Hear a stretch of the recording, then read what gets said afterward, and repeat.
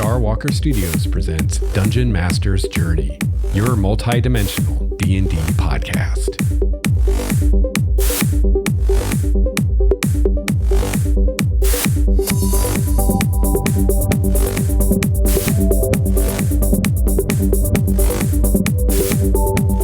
Hello, fellow gamer. Welcome to episode 281 of Dungeon Master's Journey.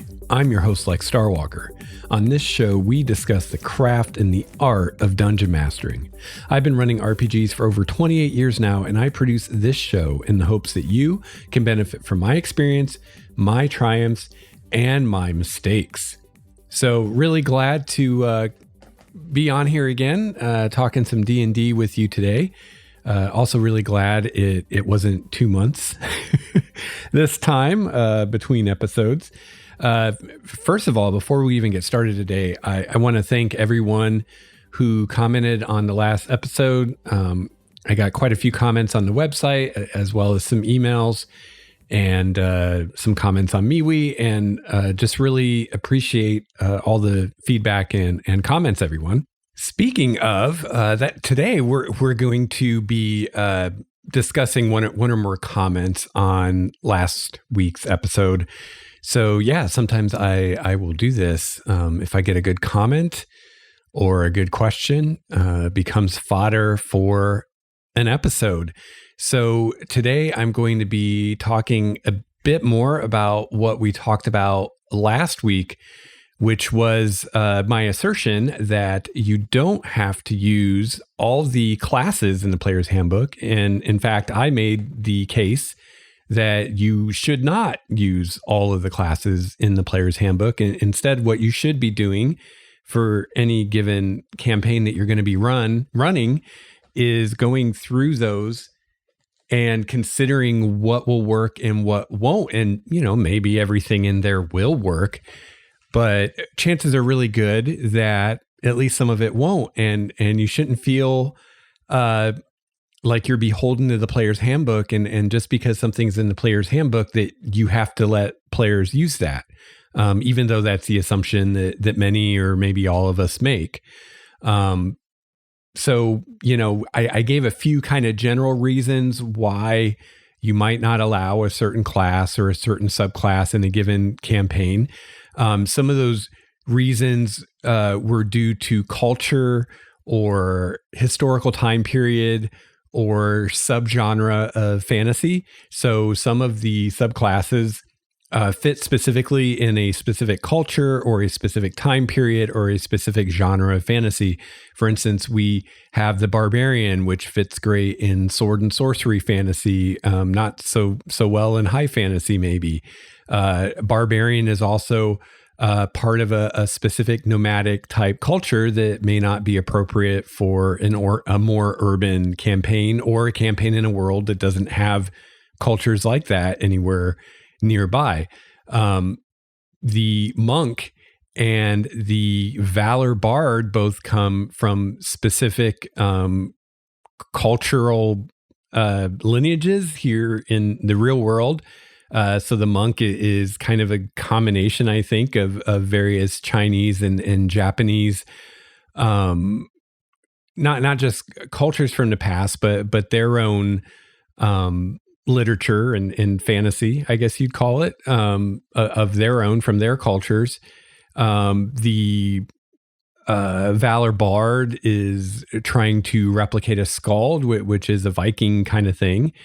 So those are both things. If you're telling a very specific kind of campaign in a very specific kind of setting with a very specific kind of cultures, those just may not fit. And then another reason I gave that you might not allow something is for mechanical reasons. Maybe there are just mechanics in the class that you don't like because you feel that they're overly complicated or they slow down the game too much, like the Druid Wild Shape or Druids and other characters that do a lot of summoning. Or maybe there's a class or a subclass that you don't like the mechanics because you just don't think they're very good, like the Beastmaster Ranger, where most people would agree it's just not as good of a class as a lot of the other options out there. So it can kind of be a trap for especially a newer player that that doesn't have mastery of the system yet, and thinks naively that everything's equal and plays a Beastmaster, and only 10 levels into the campaign realizes, wow, this character kind of sucks compared to everyone else. So those are just some general reasons why you might say, I'm not going to allow a certain class or subclass in the game. So I've gotten some feedback on that, and for most part, people enjoyed the discussion, and for the most part, people agreed with what I said, at least as far as the idea that you don't have to allow everything.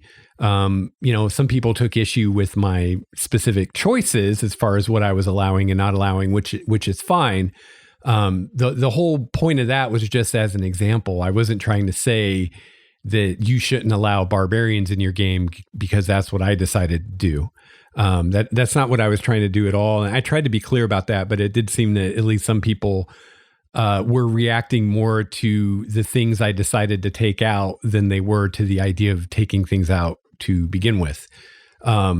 So yeah, just because you didn't like the decisions I made doesn't mean that the idea itself isn't good. It just means that you probably wouldn't be a good fit for this campaign I'm thinking about running if you didn't like any of the options that were left to you.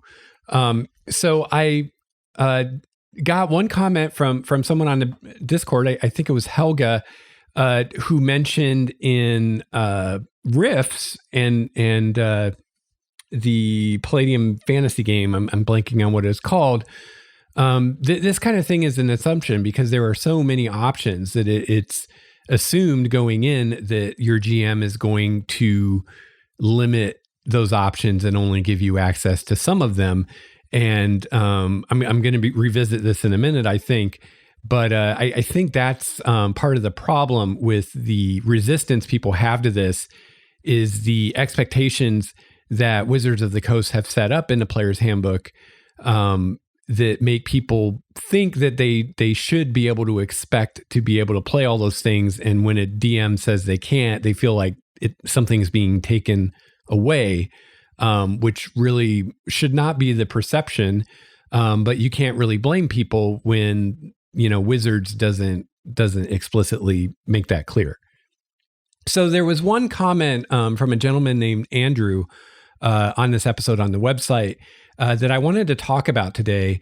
Now, Andrew is someone who is both a DM and a player, but I think as we go through this, we'll see almost the Andrew's almost two different people in his reactions to what I said. There's the reactions of Andrew the DM and the reactions of Andrew the player. And I think that maybe even some of the reactions that Andrew thought were reactions of Andrew the DM are actually reactions of Andrew the player.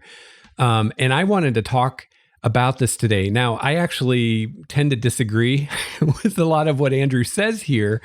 And I normally, don't want to just disagree with someone and make an episode about that. But I think, first of all, it's a thing of opinion. It's not a thing of right or wrong. It's not a thing of I'm saying I'm right and Andrew's wrong. It's a thing of opinion. First of all, there is no necessarily right or wrong here. But really, the reason I want to talk about this today is because I think the things that Andrew is saying here are things that a lot of players will say and think. And if you're a DM that you're going to do this, what I talked about in the last episode, some of these reactions that Andrew gives us here are reactions that you're going to see from your players. So I think it will be very helpful to all of this to go through this and talk about this and talk about some of these reactions and what we have to say about them and what we think about them. And I just want to be clear that I am not trying to pick on Andrew at all here. I really appreciate Andrew's feedback, and Andrew does make good points, which is another reason I wanted to talk about this today. He makes some really excellent points that are things that you want to think about as a DM, because these are issues that players are going to have, and so you want to think about how you're going to handle this. So if you're brand new to the show, I would recommend going and listening to episode 280 before you continue on with this, just to have more context of what we're talking about, because I'm not going to revisit everything I talked about in episode 280. All right, so let's get into Andrew's message here. Now, Andrew left a very long and detailed comment on the website, and I responded to him on the website. I'm probably not going to go through everything because there was a lot, and a lot of it was specific information about his games that he's running. But I'll go over as much as I can that I think will be helpful to all of you. So Andrew says, "Hey Lex, I was stoked to listen to the new episode, and again, thank you for everyone that reached out to me. I heard from quite a few people who were just excited to see a new episode after 2 months. So yeah, you notice here I am with another episode pretty soon. So it really does help me psychologically with the whole motivation factor to carve out time to do this show. When I'm hearing from people that enjoy it, and I'm hearing from people with questions and feedback that give me ideas of what to talk to or talk about in the next episode. Like, for instance, this comment that Andrew gave me pretty much gave me fodder for an entire episode, which is what we're talking about today. So this episode is brought to you by Andrew. Thank you, Andrew. So he says, first, I love how you approach the game. Excuse me. Being a fairly novice DM myself, I have less than 2 years experience. I definitely feel like you have helped me in crafting my own DM style. That's awesome. That's really cool. And I like how Andrew says that he's crafting his own DM style, which I will assume to mean that he's going his own way, and he's not just doing things the way I say he should do them, or the way that I do them, which is awesome, because that's what every DM should be doing. Every DM's going to be different. Every DM's going to have their own style, and yeah, that's awesome. So good on you, Andrew, for developing your own style. I also think it's great that he considers himself a novice, but he's been doing this less than 2 years, which to me means more than a year. To me, that just says something about the art of dungeon mastering, right? That you can do it for close to 2 years and still feel like you're a novice. I do not think for a minute Andrew is alone in that.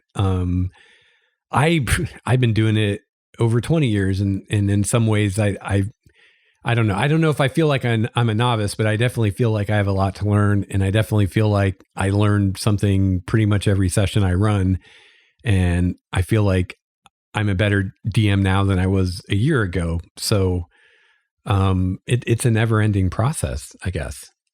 So Andrew says that all said, I'm truly torn on this newest episode. As a DM, I completely understand and get what you're saying, but as a player, this episode absolutely infuriated me. Now, I really hope Andrew's exaggerating for emphasis there. I really don't think there's anything I said that should be infuriating to anyone, even if you disagree with it. But I totally get it. And so Andrew is going to go into what he didn't like as a player hearing this. But real quickly, and I asked Andrew this on the site. I haven't heard back from him yet. But again, I kind of blame this on Wizards a bit. Because of the expectations that they set up in the game with the player's handbook. It's kind of ironic to me, at least, that they spend quite a bit of time in the player's handbook setting expectations. For instance, explaining Rule 0 and the fact that, DMs should feel free to change any of these rules as they need to. They even have optional rules in the player's handbook, like multi-classing and feats, that they're very clear you don't have to use if you don't want to. They have some other optional rules in the PHB as well that they say, use these or don't use these as you see fit. So they go to all that effort to establish all that. But at least to my memory, I don't recall anywhere in the player's handbook them saying, when they start talking about classes and races, like, hey, you don't have to use all these. And hey, players, don't assume that your DM is going to use all these. Which I think if they said that, maybe Andrew wouldn't be having the reaction that he's having, or maybe not to such a degree, or maybe other players wouldn't have this reaction if it clearly stated in the player's handbook that, hey, these classes are a list that your DM may choose from, but don't assume in any given game that all these classes are going to be available, because they probably wouldn't be. And indeed, a game would be pretty strange if you used all of these, because some of these come from very different time periods, very different cultures, very different types of fantasy, and would seem kind of strange mashing them all together. You'd end up with something like the Forgotten Realms. So I feel like if they'd done that, there might be a little less of this reaction from people of, oh my God, the DM is taking things away from me. If people understood from the beginning that you're not guaranteed to have access to all these things to begin with. So yeah, I feel like Wizards kind of dropped the ball there. Honestly, I suspect that that's more kind of a blind spot on their part. I think if you were to ask Jeremy Crawford or someone else at Wizards, that they would say, oh yes, of course the DM has the freedom to not allow races or sub-races or classes or subclasses in the player's handbook. That was always our intention. They just maybe didn't think to explicitly state it, or thought it was obvious and didn't need to be stated.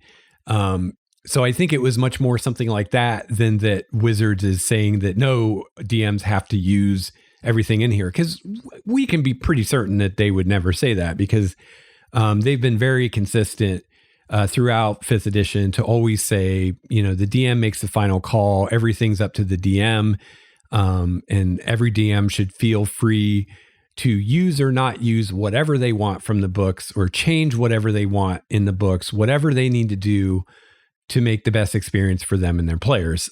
They've said that more times than I can count. So I don't think for a minute that they don't intend for us to have that freedom. I just wish they would have hung a lantern on it more for the players out there, so DMs who do want to limit these things don't have to deal so much with players who feel like they're entitled to be able to have all those options. So the other thing I'm wondering about Andrew's comments here is how much of this is a reaction to the idea of taking away some classes, and how much of it is to the specific ones I decided to take away. So was it that Andrew and other people out there, you don't like me taking classes away at all, or the DM taking classes away at all, no matter what it is? Or was it just that I took away a class that you like, or I took away a class that you thought I shouldn't take away, and that's what you didn't like? Because if that's the case, again, that just means you're not a good fit for this campaign. That was just an example. So unless you're wanting to play in my next campaign, it doesn't really matter if you agree with me not allowing druids or not. What really matters is, do you agree with the idea of a DM going through the classes and the races and deciding what fit the campaign and the setting and what don't, and feeling free to take out the ones that don't fit to better their game and their campaign? So something that came out of this from me thinking about what Andrew said and thinking about how I would respond was another benefit of doing all this that I didn't even mention last time, which is this is actually going to help you gather a group of players who are actually excited to play the campaign you're excited to run. So what can happen sometimes, and this has happened to me numerous times in the past, when you don't define these things, or when you don't set any limitations and you tell the players, hey, you can play anything, is you will end up with characters who don't at all fit the campaign you want to run. And so at that point, you either have to not run the campaign you wanted to run and change it to fit this player character, or you have to tell the player to make a new character, which at that point, it's too late. You should have told them before they made the character, which is what we're talking about here. Before they make characters, we say, hey, no druids or barbarians or whatever it's going to be. You don't wait until they've already made a character and developed it and they're in love with this character. And then you're like, oh, sorry, you can't play that. So honestly, in my mind, that's not even an option. At that point, it's too late. You got to let them play it. So you either change the campaign to suit them or you don't change the campaign. And now at some point, probably, this player is going to be at least somewhat unhappy with the character they decided to play because the character doesn't fit the campaign. So the example I keep coming back to in this is, let's say I'm going to run an urban campaign that's going to be set in a city like Waterdeep and is never going to leave the city, ever. And I have a player roll a druid. Well, I should have, again, before session 0, I should have told all the players no druids, we're running a city campaign. But I didn't do that. So now I can either say, okay, I'm going to change this campaign and now I'm going to have to go out in the wilderness or do stuff for the druid, which isn't really the campaign I wanted to run. Or I'm going to run the campaign I wanted to run, but this druid's going to be stuck in the city for the whole campaign and never feel like they get to shine as a druid like they would want to. Neither of which, in my mind, is a good outcome. And both of which could have been avoided by not having that character roll a druid in the first place. And, some people might say, oh, well, the DM should just change the campaign. It's like, well, if the DM wants to do that, fine. But, a lot of times people forget that the DM's a player at the table too. And, the players aren't the only ones that get to enjoy themselves in the game. The DM gets to enjoy himself too. And for a lot of DMs, that's running the campaign we want to run. Now, some DMs will just wing it. And that's fine, but that's not what we're talking about. We're talking about DMs who actually plan their campaigns and have an idea of what they want to do. Otherwise, why would you limit things other than for the mechanical reasons, right? All the other reasons for limiting things were because they don't fit the campaign or they don't fit the setting. But if you don't care about your setting as far as what you'll allow or what you won't allow, or the campaign's completely going to be on the fly and there is no campaign concept, then those things shouldn't matter. So then the only reason you would disallow a class is because you just don't like it or you think the mechanics are bad. So really this is a non-relevant conversation for DMs that are just going to wing it and not plan anything. So we're kind of assuming here that you're planning a campaign or an adventure at least.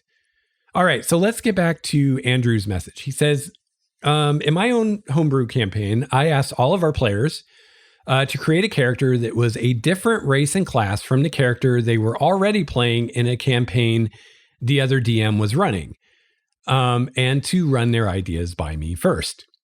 So Andrew had 2 players who wanted to play an Aasimar, and since Aasimar is supposed to be a, quote, exotic race, I asked them to give me a story-based reason for this choice.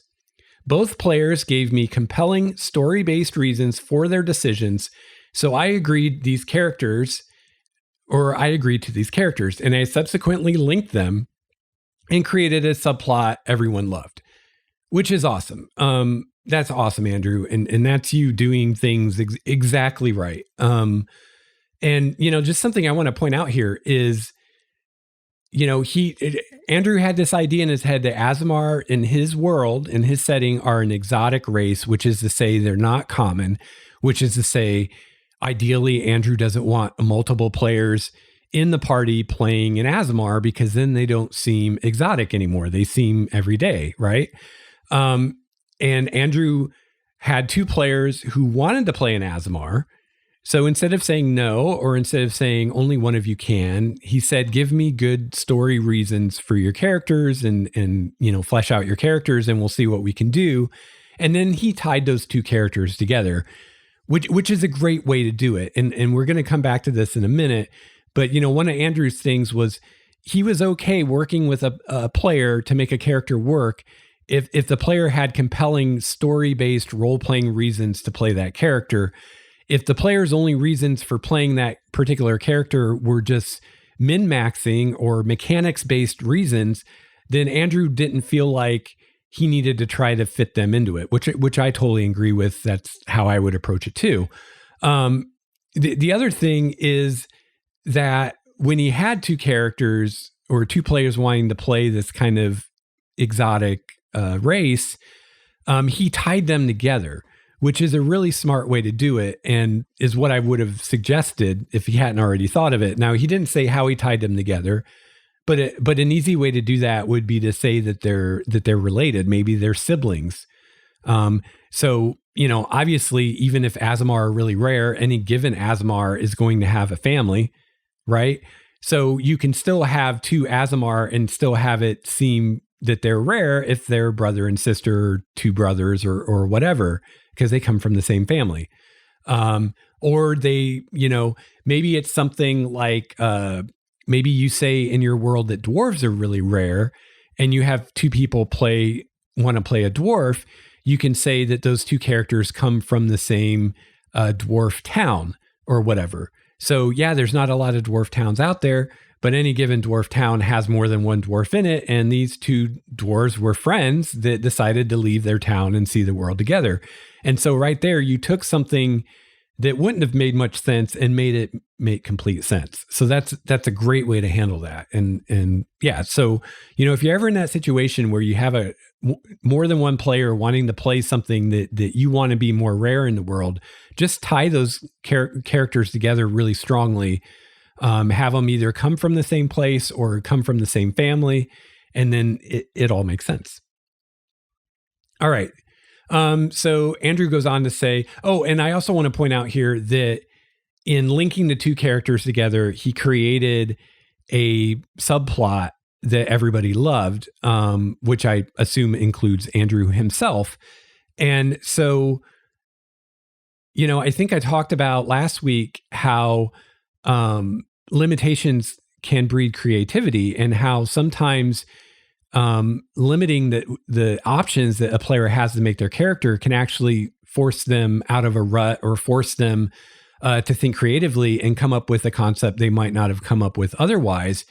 And this is a perfect example of how that works with the GM too, in trying to figure out a way to make these two characters work in his campaign. He came up with a subplot that he probably wouldn't have come up with otherwise, that he liked and the players liked. So either way, the campaign benefits, right? Whether it's the player getting more creative or the GM getting more creative. So, always look for these kind of hidden upsides to these things. Because, yeah, and anything that adds depth to your campaign is usually going to be a good thing. All right, so Andrew goes on to say, now we also have a player who only ever wants to play emo human clerics and never wants to heal anyone because he says he doesn't want to be, quote, confined to the stereotype of a cleric, whatever that means. So I've talked about players being in a rut. I was thinking more like players always playing a wizard or a player always playing a rogue. This is a very specific rut. This is a specific class, a specific race, and a specific way of playing that class. So yeah, that's a rut. And I definitely understand as a DM, if you've seen a player play the exact same character more than once, you don't want to see that character again. Yeah, I'm totally with you on that, Andrew. Time for that player to stretch out a bit and grow a little bit beyond, that one thing. So anyway, Andrew asked this person to play, So the player asked to still be able to play a human, and Andrew talked to him about it and gave him the same option, saying, hey, if you can give me good story reasons for it, I'll let you do it. And this player admitted that the only reason they wanted to play a human was for the bonuses. So Andrew said no. And I'm going to come back to this in a minute. So remember that. So then the character or the player creates a lizard folk ranger, which is totally different from what this person's played before, presumably. I mean, I'm not sure exactly how he played his non-healing cleric, but ranger seems pretty different than cleric, and lizard folk seems pretty different than human. So this seems like a very different character to me. And Andrew says, I love how it has pushed him out of his comfort zone and forced him to play the game in a different way. All right, so coming back to the emo or the human thing right here, there's one thing I want to comment on here. This player wanted to play a human, and Andrew says, give me a good story reason. And it comes out that the only reason that he wanted to play a human was for mechanical reasons. And you want to be careful here. And this is something I didn't learn until recent years. But you can't assume that everybody wants the same things out of the game that you want. You can't assume that everybody's playing the game for the same reason.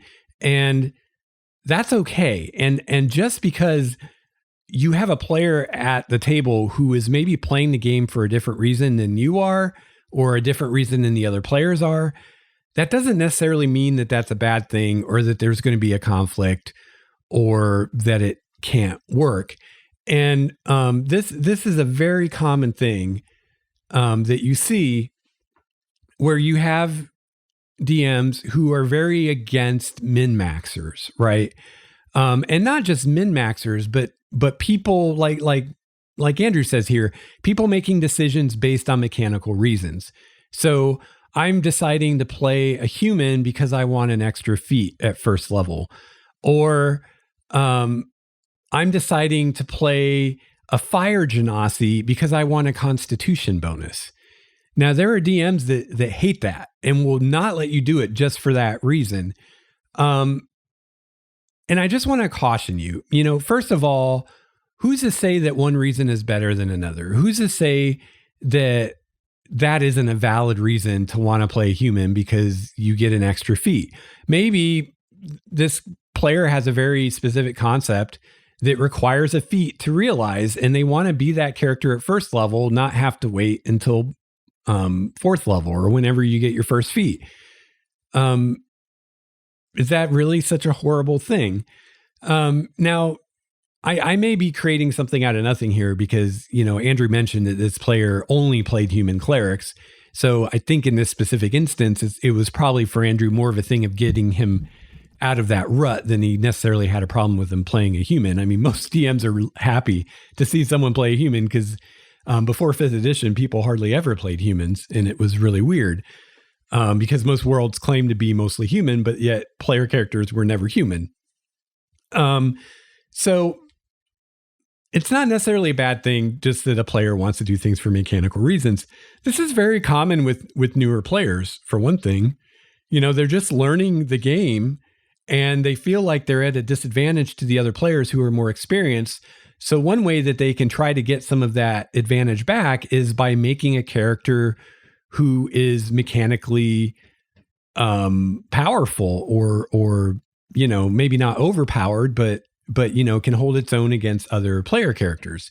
And I don't think there's necessarily anything wrong with that. And the other issue with this is, and I've seen this so many times in my years DMing, is if you tell a player, I will not accept a character who is chosen for mechanical reasons or min-maxing reasons. There are a lot of very creative players out there who will sit and give you a very involved backstory and give you very involved in-story role-playing reasons why they want to make their min-max character. So if your goal as a DM is to say, look, I don't want any characters that aren't fleshed out. I want everybody's character to be fleshed out and have a really good concept and stuff going on story-wise, then that's great because you just got this min-maxer who made a character who was just a bunch of stats to come up with story justification for that and flesh that character out so that they can fit into the world and be a living, breathing character. And that's all awesome. But if you think that you're going to stop people from min-maxing by making them have story justifications, it's not going to work because there are a lot of really smart creative players out there that can come up with story justifications for anything that they want to min-max. And I've been here, and then your job as the GM quickly becomes trying to figure out if the story reasons are the real reason or if the min-maxing is the real reason. And, the player might not even know which is the quote real reason. And who cares anyway? It doesn't matter. It's like we play this game and yet some of us, sometimes we want to try to pretend it's not a game. It is a game. That's why there are dice. That's why there are systems and mechanics and numbers. And part of playing a game is playing to win. No one plays a game to lose. So, be careful with this kind of thing and judging players because you think they're min-maxing or you think they're making decisions for the quote wrong reasons. They're playing a game, and there's nothing wrong with trying to play a game well and trying to make a character that is mechanically solid. There's also nothing wrong with doing the opposite. And you'll have players that will make mechanically inferior players or characters because they think it'll be a fun character to play. So there's nothing wrong with any of that. So just keep that in mind, just be careful with that kind of stuff and think about the messages that you're sending to your players and what you're really trying to accomplish. All right. So Andrew goes on to say at the same time, we also had a problem player who was both a min-maxing power gaming rules lawyer. Sounds like a lot of fun, who rubbed everyone the wrong way. And he no longer plays with us. He was one of the last players to give me his idea, and he initially wanted to play an Aasimar Divine Soul Sorcerer entirely for mechanical reasons from what I could determine, but again, be careful with that. And he was very pissy when I said no, I didn't want a third Aasimar character, but I stood my ground and he played something else until he left the group. So yeah, can't really say anything about that without knowing more about what was going on and why he left the group. But yeah, I mean, I think when you say this Aasimar thing is a rare thing in the world, and I'm already stretching things to make it work with two people, and this last person that come up with a concept wants to be one, I think it's totally fine to say, sorry, we already have two. You should have spoke up sooner or whatever, come up with something else. And the fact that this is just, a min-maxing, rules lawyering power gamer, I mean, I totally understand not being at all willing to work with them on that. I'd be the same way. Because, yeah, I don't find those people fun to have at the table either. So probably best for everyone that this player isn't with the group anymore, because definitely feels like this player definitely didn't fit with Andrew's DMing style, and assuming the other players do, probably didn't fit in well with the other players. And, there's nothing wrong with that. That's another thing that I want to bring up with this. Not every game is for every person. Not every campaign is for every person. And that's fine. That, you don't want it to be. Or else you'd never be able to do anything specific or risky or different. If everything had to be for everybody, everything would be the same all the time. It'd all be Forgotten Realms all the time. So anytime you're going to step outside of a box, or you're going to step into a box or do something unique, it's going to impose limitations, and there are going to be people that don't want to play under those limitations, and that's fine. They don't have to. No hard feelings, right? And that's, the other benefit of this is finding players who, again, fit the campaign you want to run, and, eliminating players who aren't going to fit the campaign or aren't going to enjoy the campaign. So if I've got my heart set on running an urban-based city adventure with lots of rogues, and I have a player that wants nothing more than to play a druid, this isn't going to be the campaign for that player. That player is not going to be satisfied with this campaign. So it's much better for that player to see, oh, there's no druids allowed, I guess I won't play in this campaign, than any other outcome, right? That's the best outcome. Let them go find a campaign where they can play their druid and have a blast doing it. All right, so Andrew says, all that to say, I didn't want certain things in my campaign, and I found a way to address it that I felt was diplomatic, and that's awesome. The approach you lay out, and he's talking to me here, in this most recent episode, to me, if I'm a player and the DM laid that out, I'd probably decline to play because honestly, it feels kind of insulting.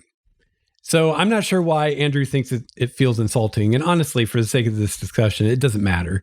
I'll just give Andrew a thought here, and anyone else having thoughts like this. I would argue that Andrew's choices, as far as what he's allowing and disallowing, is arbitrary and as subjective as mine are. They're just different choices for different reasons. And if Andrew feels insulted being asked to play or considering playing in my game with the limitations I set, I feel like I could just as easily feel insulted trying to play in Andrew's game with the limitations he set.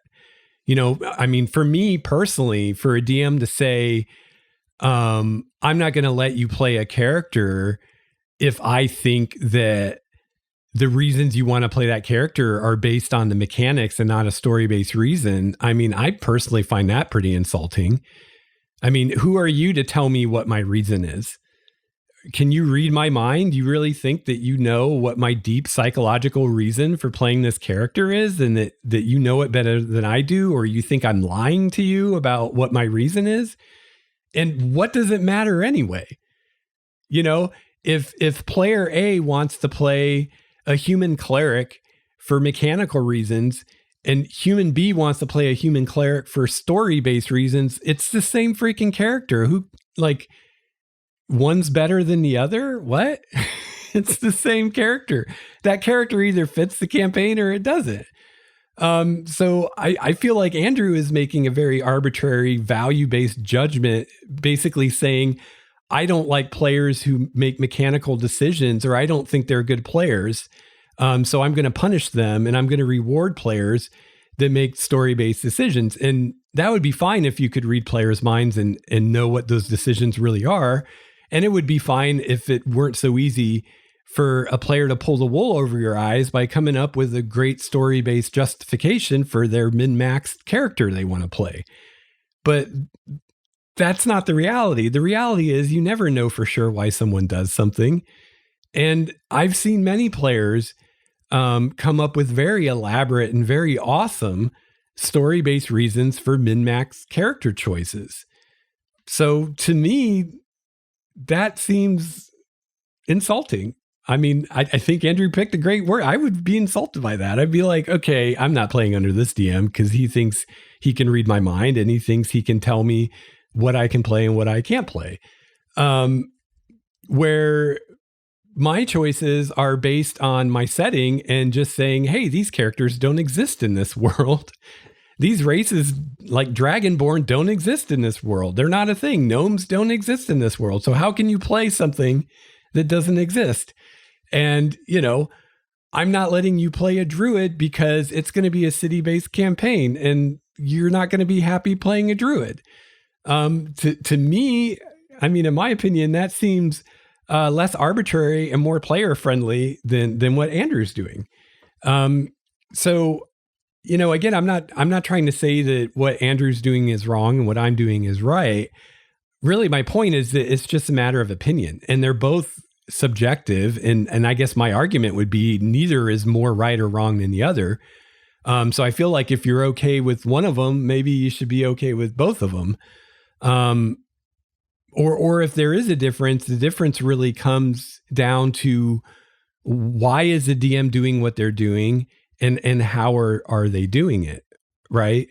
So I'm doing what I'm doing to serve the story I want to tell and to fit the setting I'm trying to build. And I'm making very clear cut, black and white, you can play this, you can't play that. Where Andrew's is more loosey-goosey because it's more, well, you can play that if you can give me an argument that I like. So you could theoretically have two players that want to play the exact thing, but one of them has story reasons that Andrew likes, and the other has story reasons that Andrew doesn't like. And so Andrew lets player A play the character and not player B. Player B is probably going to think that seems really unfair. Player A might even think that seems unfair. So at least what I'm doing is fair because it applies to all the players equally. So, just some food for thought. Andrew says, for example, if my DM put that many restrictions on what the players can play, then I tell him he should just create a bunch of pregens and hand them out since he wants such specific characters. Now, see, this right here is exactly what I'm talking about with wizards and the preconceptions, because this is someone who says, and I don't know the numbers here, I'm just going to make up numbers. This is someone who says, if I add up all the subclasses in the PHB, there are 20 subclasses, and you're only letting me play 10 of them, that's too limiting, right? And that is based on the assumption that all 20 of those subclasses are available to you as options, because the preconception is that they are. However, if your preconception was that all 20 of those are not available, then you wouldn't see it that way, right? I mean, do you see that? So I kind of blame Wizards for that. And I have to admit to a bias of mine here. I just kind of roll my eyes at this because I'm an old school gamer. I played back in first edition, and there are so many more options now than there ever used to be. That, you know, someone saying, "Oh, you took away 5 classes from the player's handbook. You know, you might as well just give me pre-gens to play." I'm just like, "Oh, come on, give me a break." It's like so many of these classes didn't exist. In second edition, which was the first edition I ran, if I'm going by memory, some of this could be wrong, but I'm pretty sure there were no barbarians in the player's handbook. There were definitely no warlocks in the player's handbook. There were no sorcerers in the player's handbook. There were no subclasses at all. So there was one thief, there was one wizard, there was one fighter. There were no subclasses. You know, races, it was even more limiting. But we're not so much talking about races right now. So, you know, in 5th edition, we have all these options that we never had before, like multiples more than we had in the past. So for me to remove like even a quarter of them and then for a player to be all upset because, you know, they don't have enough options, I'm just kind of like, oh, please.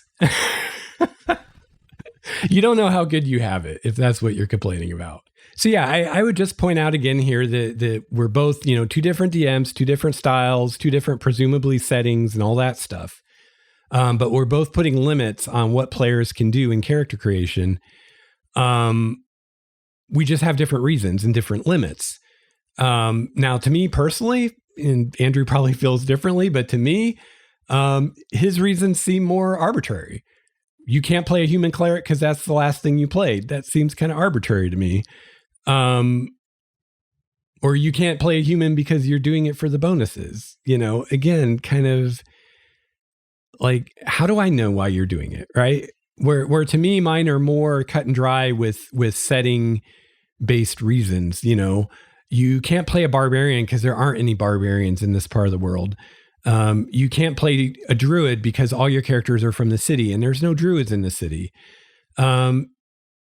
You can't play a monk because there are no monks in this part of the world, because if there are monks in the world, they'd be somewhere else from a very different culture than where we're at. You can't play a Valor Bard because that's a Viking type character and we're playing a European based fantasy. It's 2 completely different historical periods and subgenres. So yeah, but at the end of the day, we're both imposing limitations. And really, I think, you know, some people, they get too caught up in the limitations. You know, the question you should be asking yourself, if you're facing something, like if you're facing a DM like me who says, hey, you can't play these classes, is there a character I can play that I'm excited to play? And if the answer to that is yes, then what's the problem, right?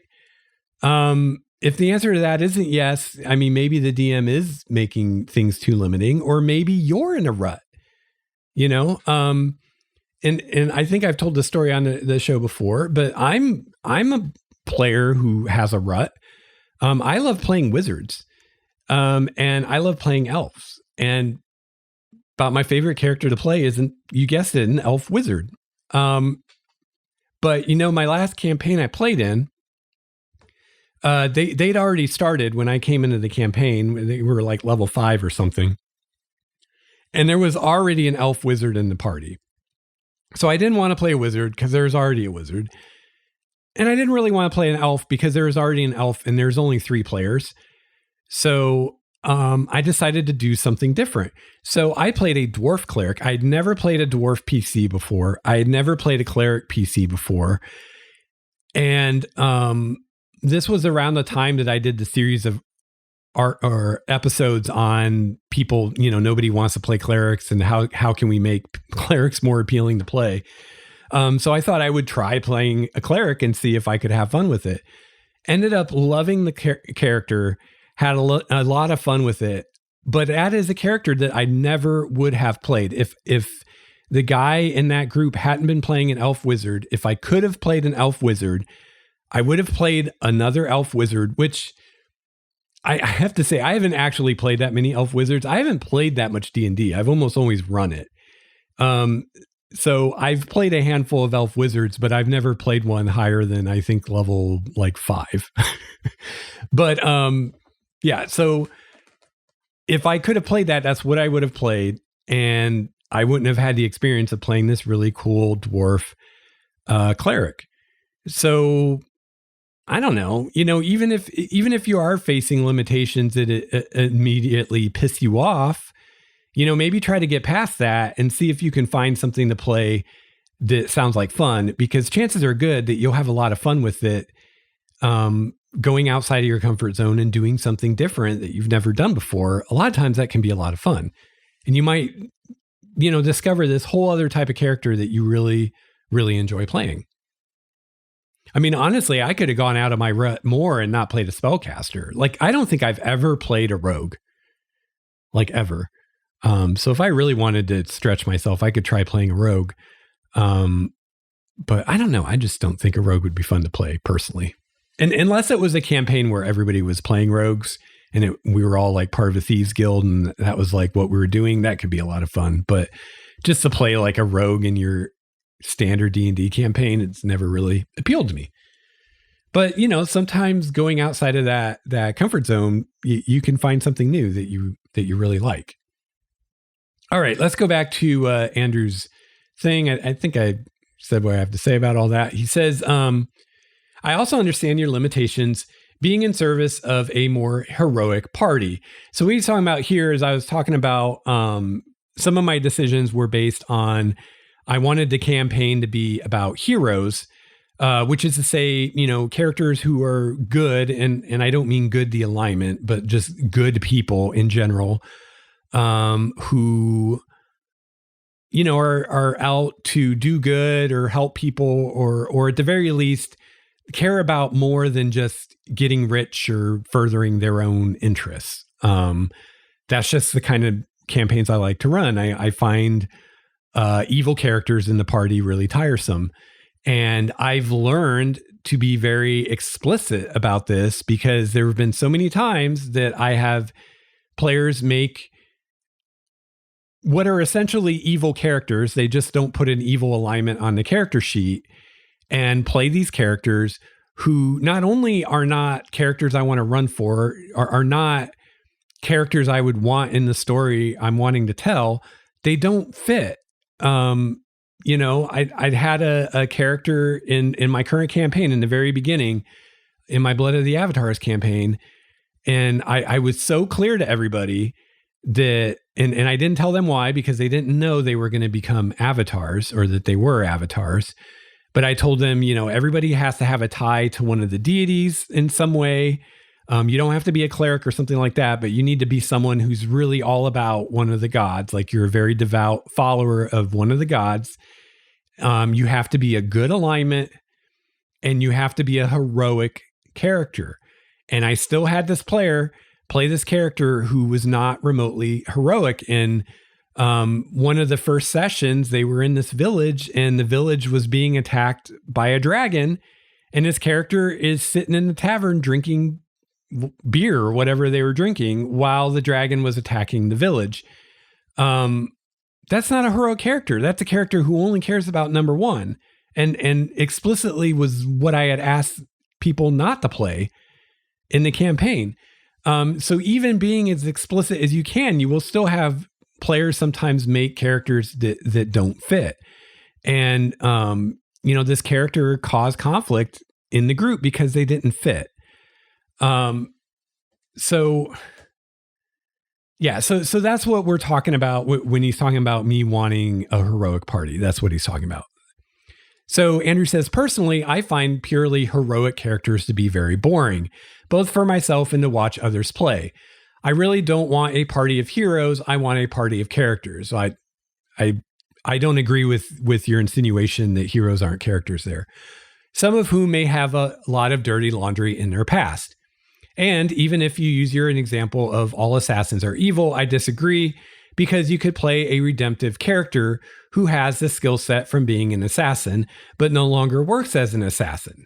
I feel that these types of characters are just more interesting to both play and to play off of than generic heroes. And that's all your opinion. And you have a right to your opinion. But I disagree with all of that. And, again, this just wouldn't be the campaign for you. However, what I am going to comment about this is what he's talking about with the assassin, because this is exactly what I was talking about when I was talking about the assassin. I was saying that the assassin is a subclass I would not allow because, again, I want a heroic campaign, which I just explained what I mean by that. And an assassin is A, not a good character, B, is not a heroic character, right? So Andrew says here, well, you should get to play an assassin who has a skill set from being an assassin, but is going to have a redemptive character arc and no longer works as an assassin. Well, first thing, if you're no longer working as an assassin, you should not be advancing as assassin. So at best, this character would start out as a level 1 assassin, and then at level 2 would have to advance as something else, which would mean they'd have to advance as something other than a rogue, because at least as the game is now, the way we have it, unless you homebrew something, there's no way to change your subclass. Which actually, I don't know when rogues get their subclass. So maybe it's level 3. So maybe you take your, level 3, you take assassin or whatever. But after that, you couldn't take assassin anymore because you just said you're not training as an assassin anymore. So how are you going to gain levels as an assassin?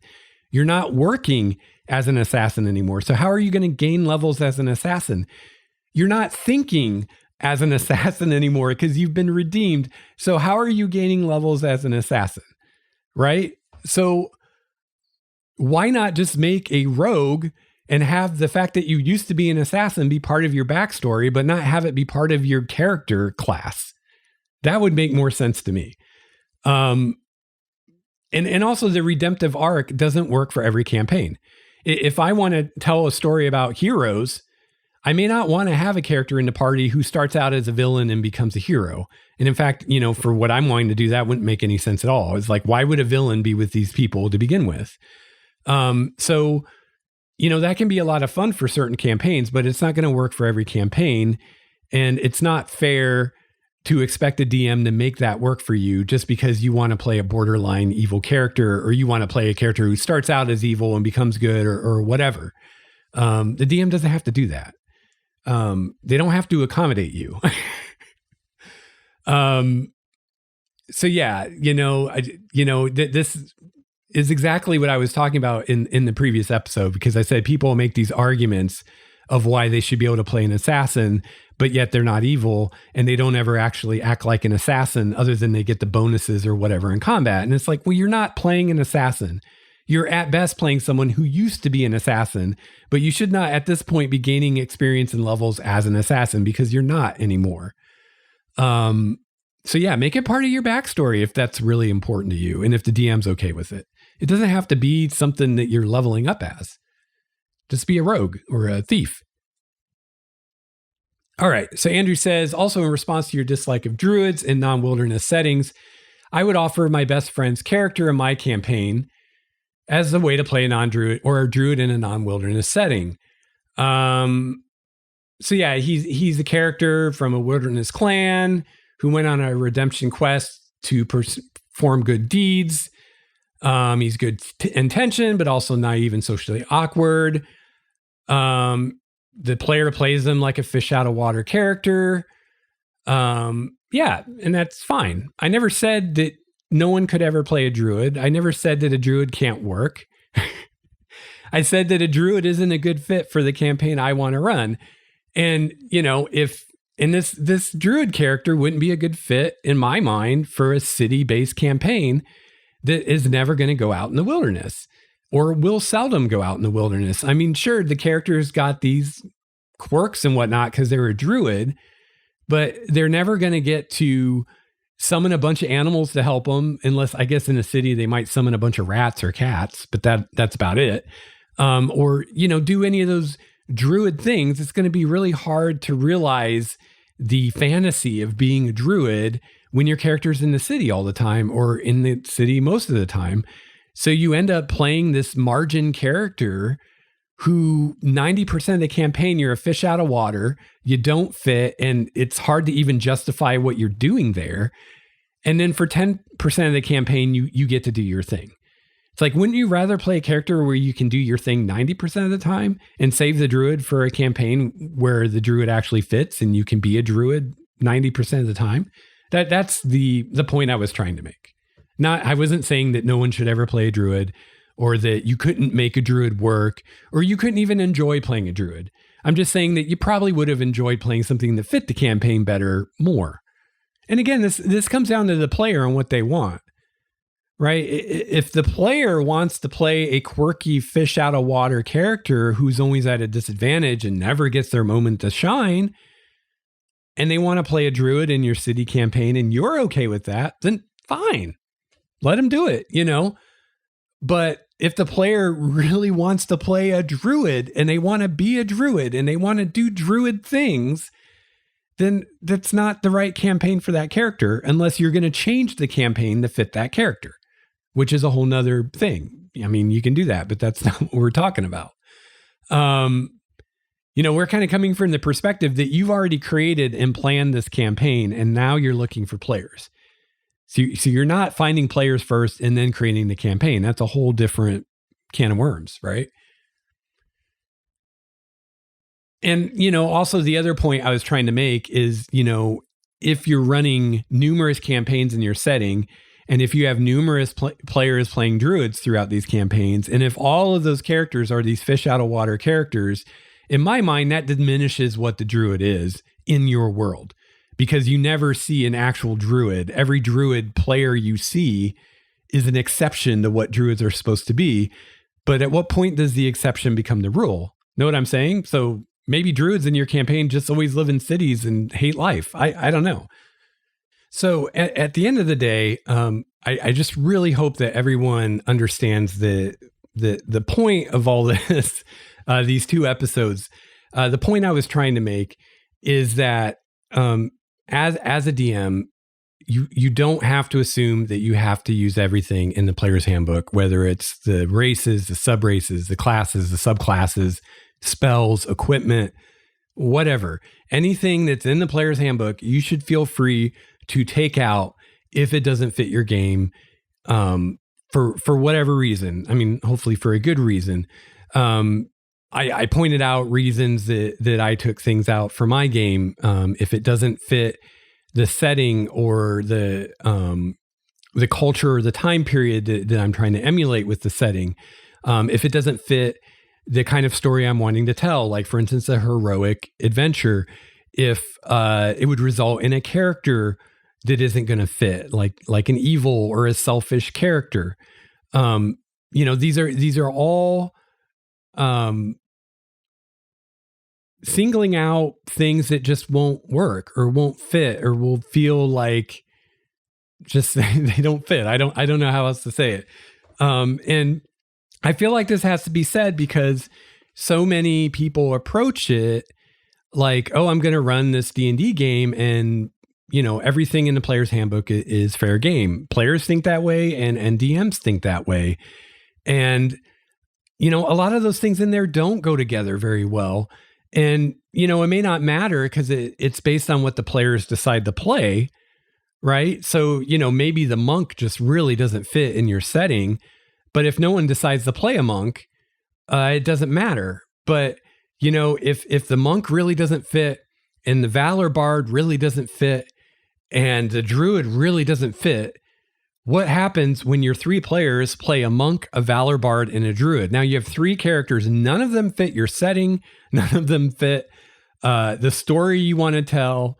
Now you've got problems, right? It's bad enough when one character doesn't fit. What do you do if numerous characters don't fit? And I've just, my 20 plus years of experience have taught me that it's far, far easier and just smarter and better to, from the very beginning, set some limitations so that the characters that your players make will fit. than to show up to, for session one to play and realize you have characters that aren't going to fit. And now you either have to change what you're going to do with the campaign, or the character isn't, or the player isn't going to be as happy as you would like them to be, or as they would like to be.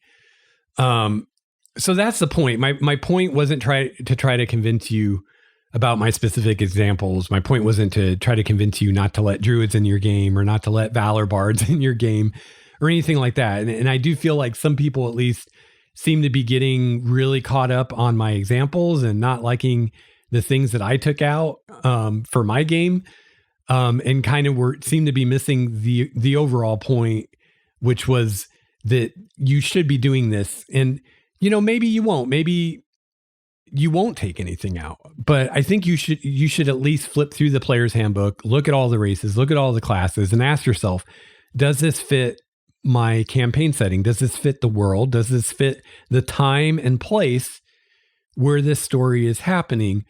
Is this going to result in a character that I want at the table? Or is it going to result in a character like an assassin rogue who's just going to cause problems with what I want to do, and is not going to fit, or is going to create a character who's going to be in conflict with the rest of the party, and that's not what we want. And it's so much easier and better to set those limitations up before you even come to the players and tell them you're going to run a game, so they go into it knowing I can't play a druid, than to wait until they've already come up with a character idea and they're really excited about it, and now tell them, oh, you can't play that, or you decide to try to make it work even though you're not happy with this character. As a player, even though I love wizards, if you tell me, hey, Lex, I'm running a game, you're welcome to play, but there are no wizards, I'm still down to play as long as I can find another character I'm excited about that I can play. Right. But if you tell me to play in your game and I make my wizard character, or I think about my wizard character and I get all excited about it, and then you tell me there's no wizards, then I'm going to be kind of bummed, and I might be more likely just to be like, I just don't want to play. Or I'll just at least be more unhappy about it. Right. So again, it's all about, I think, setting expectations and just being really clear and transparent about what's going on. And, finally, as regards to people who objected to my specific decisions, that's fine. That just means this campaign isn't for you, which is fine. Not every campaign should be for everyone. I think I already said this, but, that's what the Forgotten Realms is. The Forgotten Realms is, we have something for everyone. Think of any subgenre of fantasy, it's there. Think of any famous fantasy IP, there's a ripoff of it in there somewhere. Think of any popular historic period that people tell fantasy stories about, it's in the Forgotten Realms. But the problem with that is the Forgotten Realms as a whole has no identity. So the only way you're going to have a campaign that really has an identity is if you drill down yourself and say, okay, this is going to be an Underdark campaign. Now, if we talk about the Underdark of the Forgotten Realms, now we have an identity. Now we have some flavor. Or, if you pick a very specific area of the Forgotten Realms and ignore the rest of it. But if you just allow everything, there's no theme there. There's no identity. And I feel like, if you have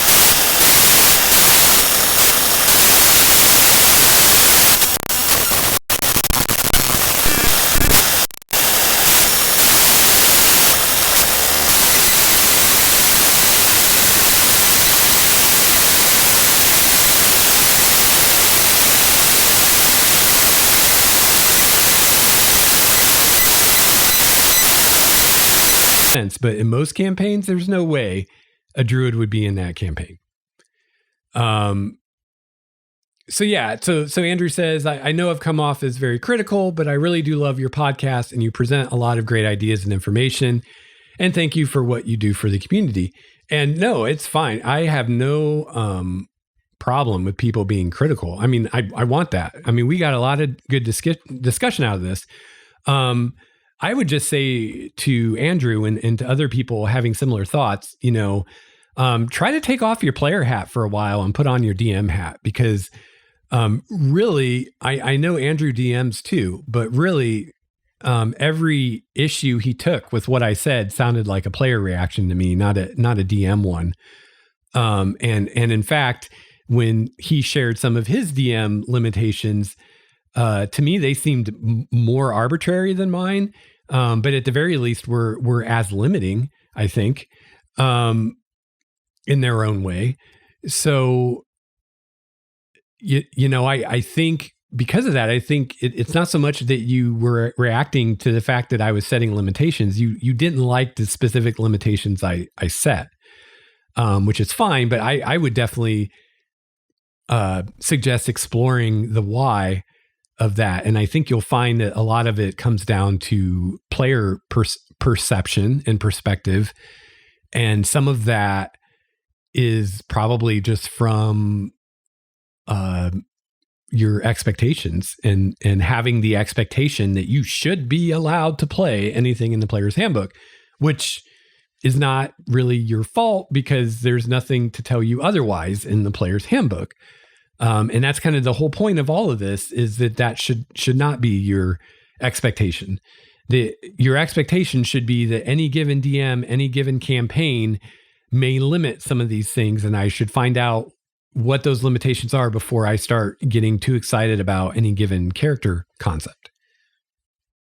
Now, one other thing I want to mention here, pretty much for this discussion, I've been talking about veteran or experienced players, or at least players who have played before.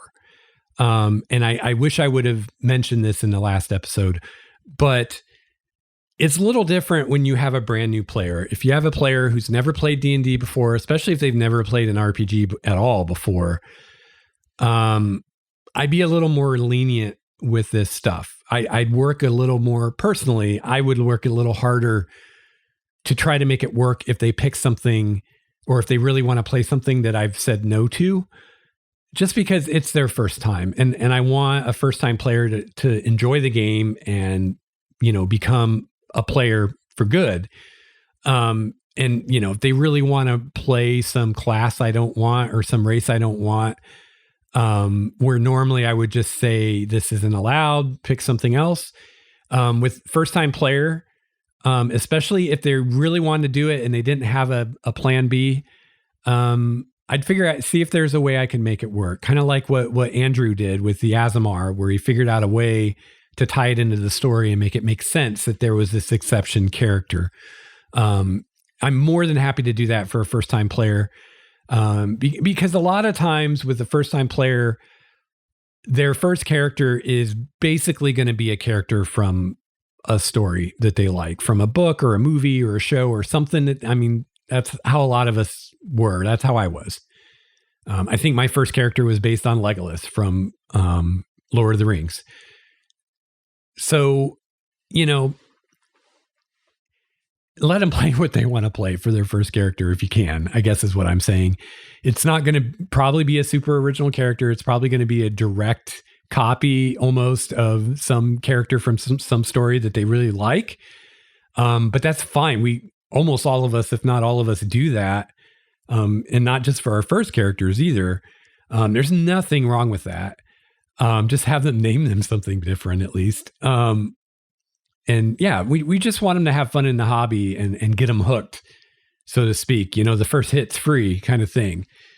For their second character, then we can be a little more like, okay, try to stay within these parameters. But for the first character, if you can make it work, I'd make it work. All right. So again, huge thank you to Andrew for writing in with all of this. And Andrew, I hope we're good. I hope we're cool. I hope this didn't piss you off or anything. The reason I wanted to talk about this today is because I think there are lots of people out there having very similar thoughts to what Andrew's saying here. And Andrew was just the one that was brave enough to write in with those thoughts. And I wanted to talk about him because, I think a lot of this is just a perspective thing, coming from a very specific kind of narrow perspective. And I hate to use the word entitlement, but it's this kind of feeling of entitlement. Like I am entitled to the options in the player's handbook. Take those away from me at your risk, DM, and I will flip the table on you, right? And I'm not saying that's what Andrew's saying, but that's kind of a mindset that we see among players, especially newer players, younger players these days. And I think honestly, part of it is just we're all spoiled by how many options we have now. Guys like me that played, back in the basic D&D days or the advanced D&D days, we remember there being a lot fewer options. I mean, I remember when, I think it was in first edition, when you couldn't even play a druid or a bard at first level. They were basically prestige classes, and they were even worse than prestige classes because you had to have levels in multiple other classes before you could start taking levels as a druid or a bard. It wasn't just one class. So you couldn't even become a druid or a bard until you were like 9th level or higher or something. These days you can make a level 1 druid, you can make a level 1 bard. Assassin wasn't a thing. They didn't even have subclasses. Barbarians weren't a thing in second edition when I started playing. In the races, oh my God, there's so many more races than there used to be. So yeah, I feel like a little bit of it's just being spoiled and not realizing that you don't always have so many options. Hell, and it's not even just old games. Numenera is a fairly current game. At least the version I played, you only had 3 classes to choose from. 3. and no subclasses. I mean, they had foci, which were kind of like a subclass, but you only had 3 basic classes. And I ran a lot of Numenera, and I don't ever remember someone complaining that they only had 3 classes to choose from. So again, it's a thing of perception, right? If you come into it thinking you have 3 classes to choose from, then you're fine with it. But if you come into it thinking you have 20 to choose from, and then I say, well, no, actually you only have 10, then you get all upset and you feel like the DM just took away half the classes. So, I just hope if you're someone that feels that way, that you think about the fact that that's just based on your idea that you think you should be allowed to play all those classes in the book. And, maybe that's not the assumption that you should go from. And I've heard from some people, commenting on last week's episode saying how they've played in campaigns that were quite limiting, and some of them even more limiting than what I was saying as far as what you could play, and how even maybe they weren't super stoked about it at the beginning, but once they got into it, they really liked it, and they really appreciated how their character fit the campaign so well.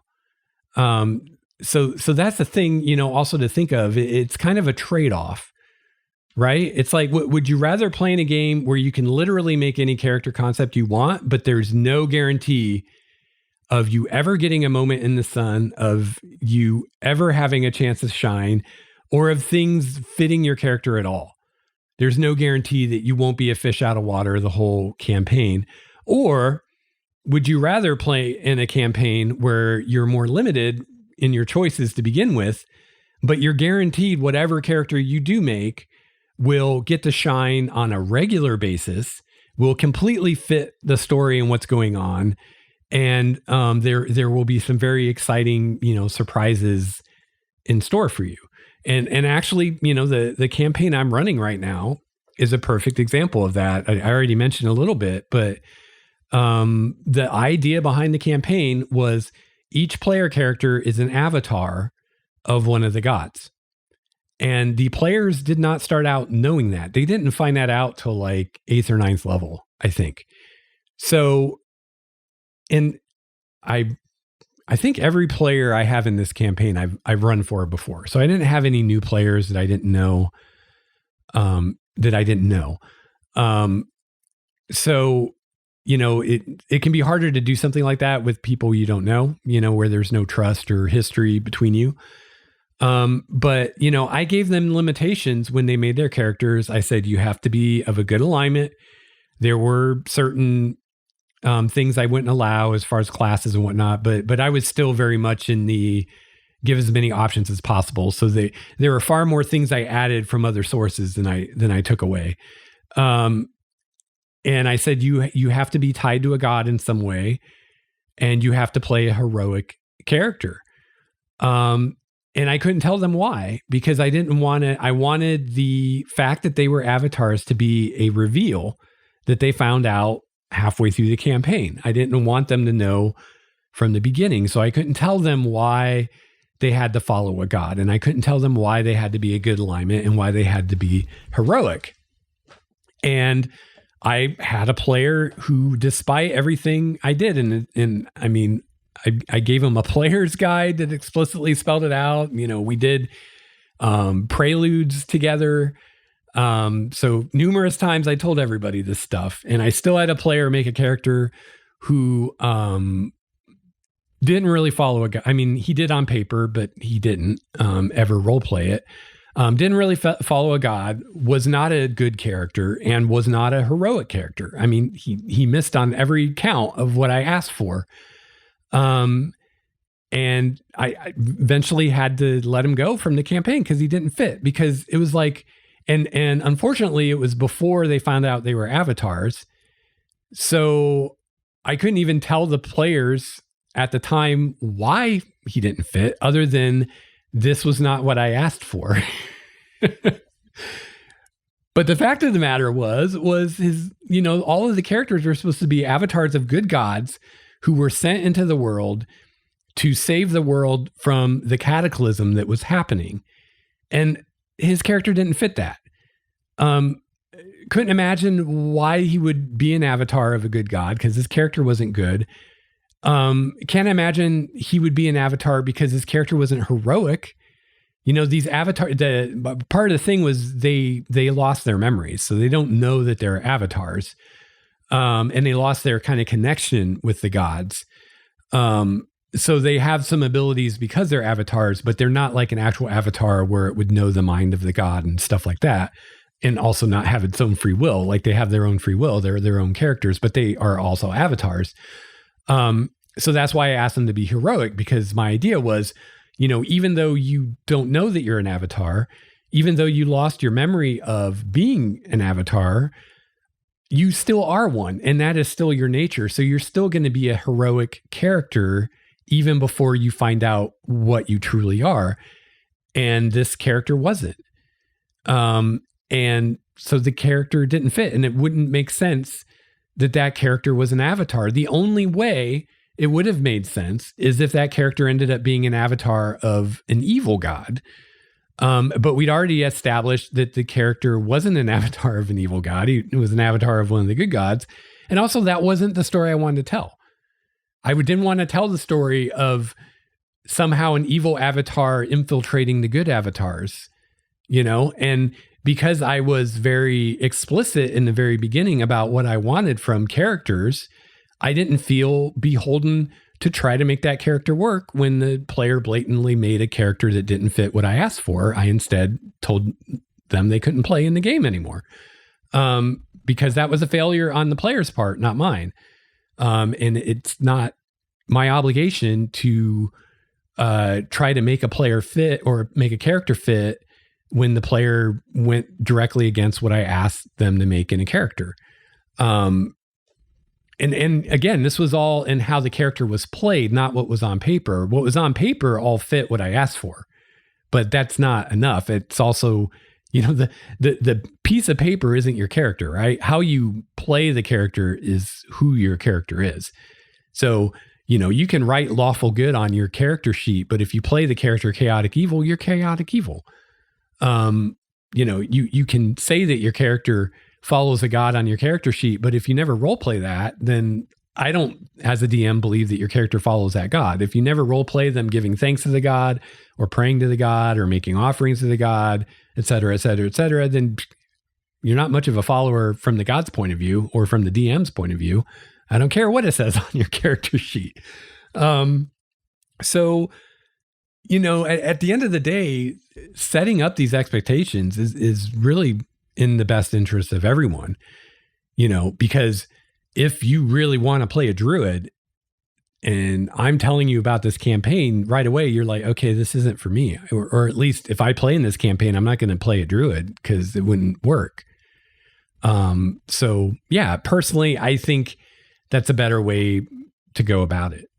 But again, this is for a campaign that you're planning, maybe even planned before you go and find player characters. We're not talking about just winging things off the cuff. That's a whole different kind of thing. So yeah, I definitely am not trying to beat up on Andrew here. I think Andrew's points were all valid, and at the end of the day, Andrew just might be a player that wouldn't be a good fit for this campaign, which is fine. And there's nothing wrong with Andrew. There's nothing wrong with me. It's not a good fit, There have been campaigns that I've seen that were awesome that I wouldn't want to play a character in just because I wouldn't want to play a character that fit that campaign. And that's fine. It's nothing. It's not saying that DM wasn't any good or that campaign wasn't any good. It just wasn't for me. And yeah, there's that old saying, if you try to make everybody happy, you won't make anybody happy. And I think that's kind of how this is. So for me, this is really about, for my players, as much as I can, defining what this campaign is going to be, what kind of characters will work, what kind of characters won't work, so that they can make something that will fit, so that they can have the best possible experience that they can have. Because I've learned through my many mistakes through the years that when I don't do that, it's Murphy's Law.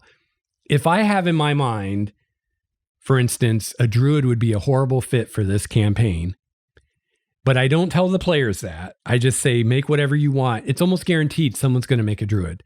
And literally, it's Murphy's Law. This has happened to me in the past. Pretty much every time I've ever thought or discovered that a certain character just will not work with what I want to do, a player almost always chooses to play that character. So I've learned the hard way that it's a lot easier for everybody if I just tell them from the beginning, please don't play that kind of character. All right. And there's some other comments on this. If you have any comments or questions about this discussion, leave a comment on the website, starwalkersheroes.com, in the show notes for this episode. And I may revisit this again if I get some interesting stuff. Jonathan on the website asked for a similar discussion in regards to the races in the game. So yeah, I'm planning to do that in the future. Talk about, I think I'll do the same kind of thing where I'll just come at it from what races I'm allowing and not allowing in my next campaign and kind of my reasoning. But yeah, we'll talk about the same kind of thing when it comes to races. But I have a feeling it's going to be basically the same discussion, the same reasons and whatnot. It's just going to be applying it to races instead of classes. So that might be a lot shorter discussion than this was. But anyway, thanks again, Andrew, for writing in. At the end of the day, I respect you and I respect your thoughts and your opinions. And honestly, the things I disagree with you on, it's all subjective. There's no right or wrong here. It's just, different people have different preferences, and not every game's going to be for everybody. And the goal of this is not, again, to try to convince you to do things the way I do it. It's just to maybe open your mind to the possibility that you do not have to use everything in the player's handbook. And if I can convince players of that as well, I feel like I'm doing a service to GMs out there who will run for these players in the future, because it'll be a lot easier if the players aren't coming to the table assuming that everything in the player's handbook is up for grabs and getting upset as soon as they find out it's not. Because I think if you have a DM that really knows what they're doing, they're going to be limiting something out of there, almost guaranteed. At least that's been my experience. But I'd love to hear what you think. Drop a comment on the website or shoot me an email. I'd love to hear your thoughts.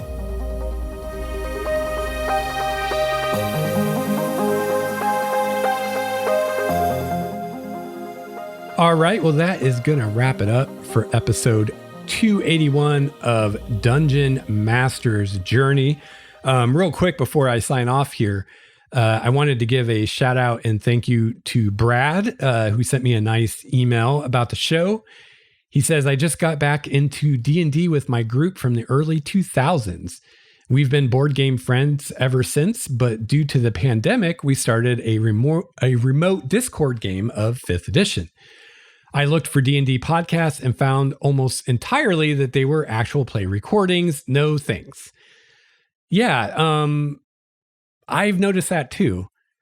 It seems the actual discussion podcasts about D&D are few and far between.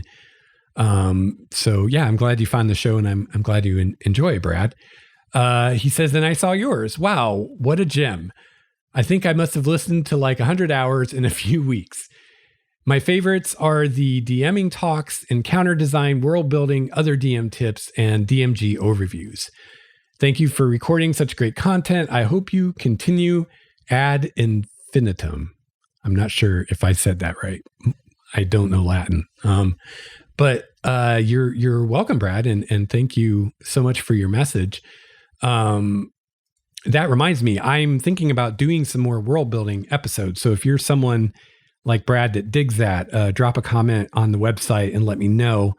And if people are interested in that, I'll definitely do it, because I've been working on some world building stuff, and I'd be happy to talk about it if people are interested. So just to let you know, because I've done a lot of world building stuff already, what I would probably be talking about is some new things I'm wanting to do, some new changes I'm wanting to make in the setting. So I guess I did an episode before. One of the world building episodes was about revising your setting. Actually, I think I've done it a couple times, because I've revised it more than once since I started doing this. And so it'd be another thing like that. I'd talk about what I'm changing and why. And this is a little different than before, because now I've actually run a lot of games in my setting. So these changes actually came through playing and running the game, and realizing that some of the things I set up in my world were causing issues for me when it came to designing adventures and running the game. So I decided to do some changes, but instead of like just changing things behind the scenes, I'm going to have these changes actually occur in the setting itself. So that'll be a lot of fun. And some of them will occur during the campaign I'm running right now, and then the rest will occur during the downtime between this campaign and the next campaign. And I'm thinking the next campaign will be a bit in the future, maybe, I don't know, 100 years or something like that. So yeah, I'll talk about that. And then, anything else, if there's something else world building related or Primordia related you'd like me to talk about, or you have any questions, just let me know through email or the website, and I can talk about that too. So speaking of email, you can reach me at dungeonmastersjourney@gmail.com. You can follow me on Twitter at like Starwalker. I'll just warn you, my Twitter is pretty political these days. It used not to be. I used to be the least political person I knew. But in recent years, I just can't stay out of it anymore. There's too much going on. There's too much going on to have my head buried in the sand anymore. So my Twitter is pretty political. So, if you're someone that doesn't like that, just don't follow me. Don't follow me and then complain about it, because it is what it is. It's not going to change. But yeah, you can follow me on Twitter if you like. If you want to get a hold of me, you want to comment on the show or whatever, a great way to do that is to comment on the website. There's a comment section for every episode where you can comment. You can also email me. Again, that's dungeonmastersjourney@gmail.com. We also have communities on MeWe and Discord. So you can join those, and that's great if you want to talk with other listener DMs and get feedback from them, or maybe share some war stories about your campaign or whatever. That'd be great to see. And you can find links to those communities in the show notes over at starwalkerstudios.com. And I also have a voicemail, so you can call and leave a voice message, and then I can play that on the show, which is a lot of fun. That phone number is 951-GMJ-LEX1. That's 951-465-5391. That's in the show notes too. If you didn't catch that, or you're driving and can't write it down, just go to starwalkerstudios.com. You can find all this info in the show notes. And finally, you can also find a link to my support page on the website. There's lots of ways you can help support the show. I have an Amazon referral link, so you can just click on that to take you to Amazon, and then I get a kickback from whatever you buy. So that's pretty cool and doesn't cost you anything except however long it takes you to click that link. You can also become a patron, and you can find my Patreon link there. And I have some what do you call them? RPG supplements, D&D supplements that I've written for sale on the website as well. You can check those out. Which by the way, I should have mentioned this earlier. I just now thought of it because I'm talking about RPG supplements. On this show, I tend to focus on the official D&D stuff from Wizards, just because that's what I have access to. I tend to get those books or at least take a look at them. I don't so much talk about third-party stuff, not because there's anything wrong with it, just because I can't keep up with it. There's so much of it out there. And, a lot of just to be honest, a lot of the Wizard stuff, they send to me to review. So that's why I do a lot of the product reviews that I do, is because they send it to me. I don't go out and buy all these books at $50 a pop. I can't afford that. So, if you're a third party publisher and you want me to talk about something you've done on the show, send me a review copy. No promises that I'll talk about it. If I really like it, I will. But I don't review things I don't like on the show, because I'm not going to just sit here and bash something that someone did. If something's good and I think you should check it out, I'll talk about it. Whether it's a Wizards product or a third party product.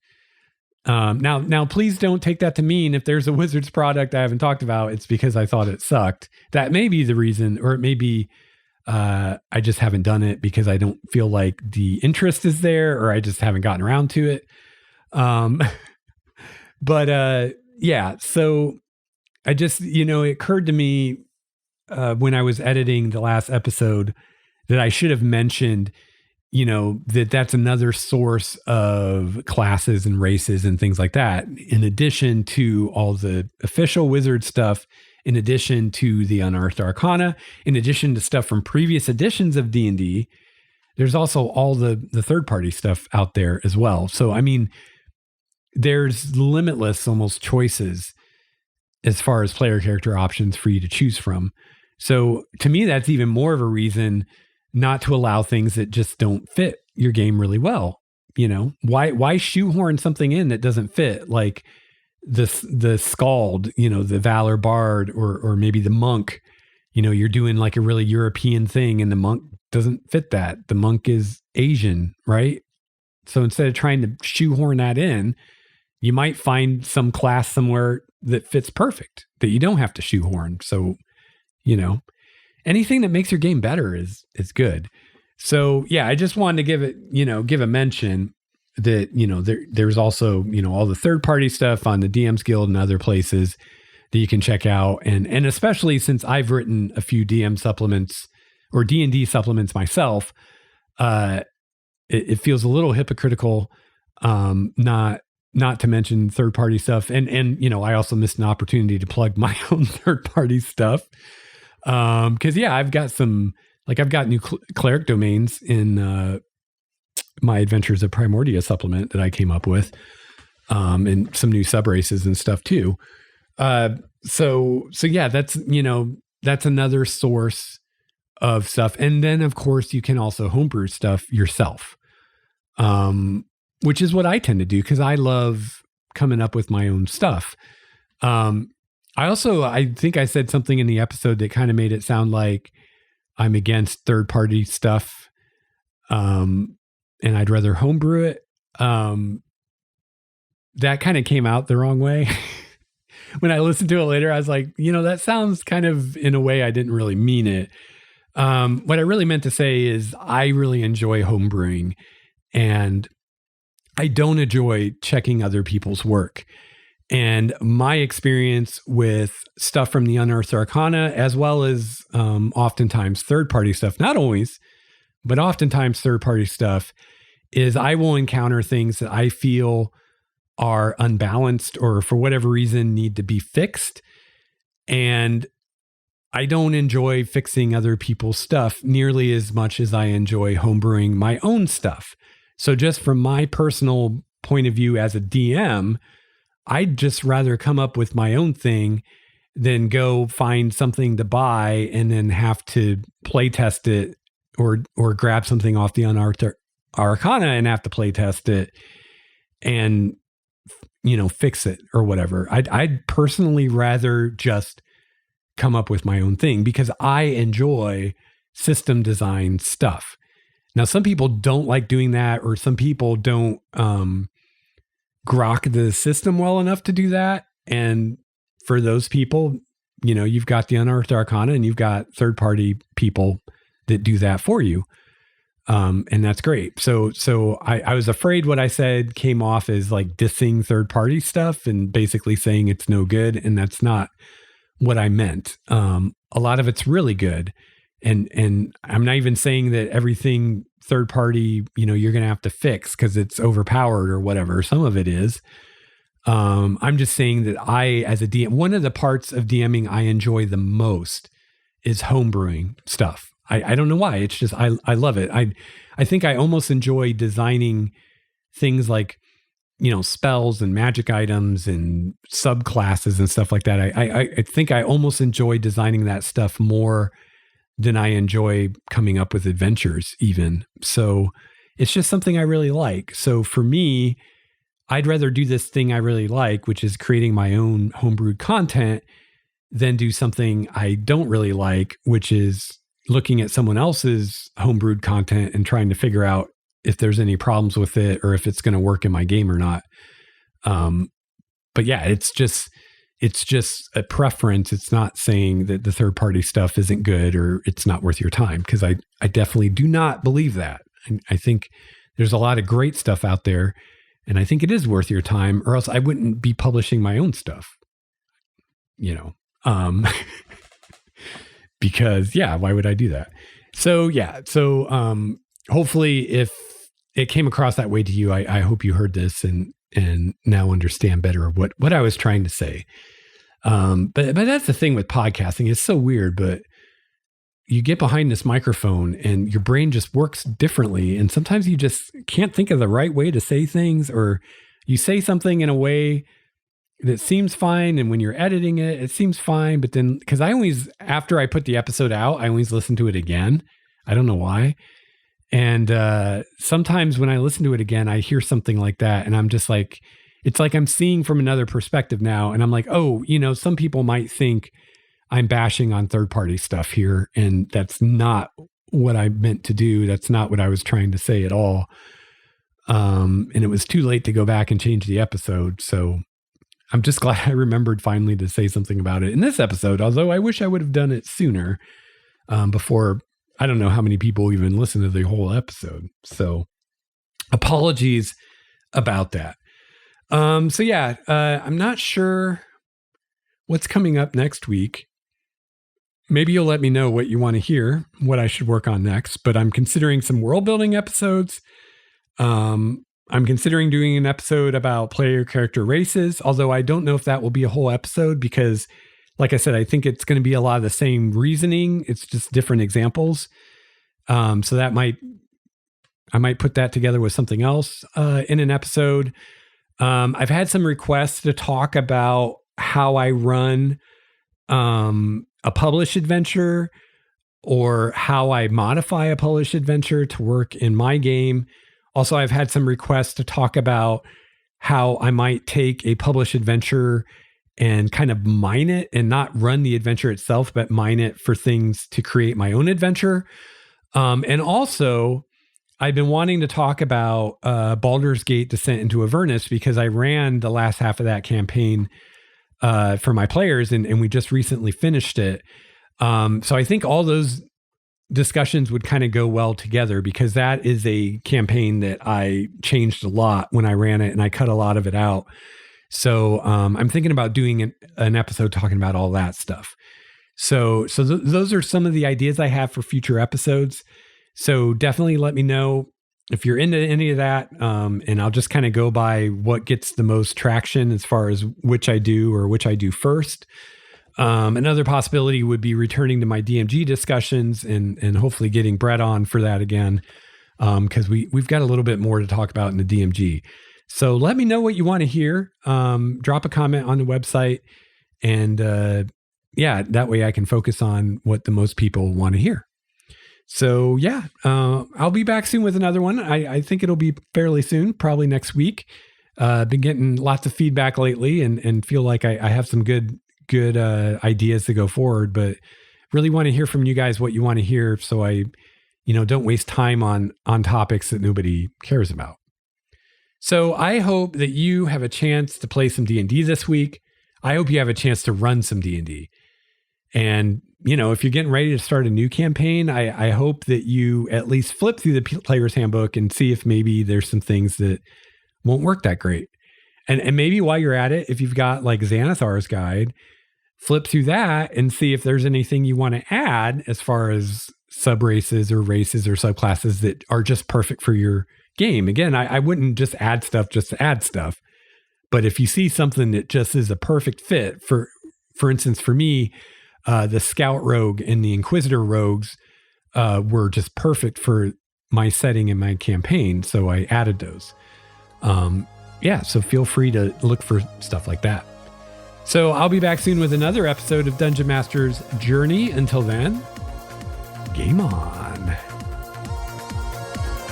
This has been a Starwalker Studios production, your source for quality gaming and hobby podcasts. This episode's music, courtesy of Cloudwalker, Transboy, Renfield, Stanko, and Ish. See the show notes for more details at starwalkerstudios.com/Game Master's Journey.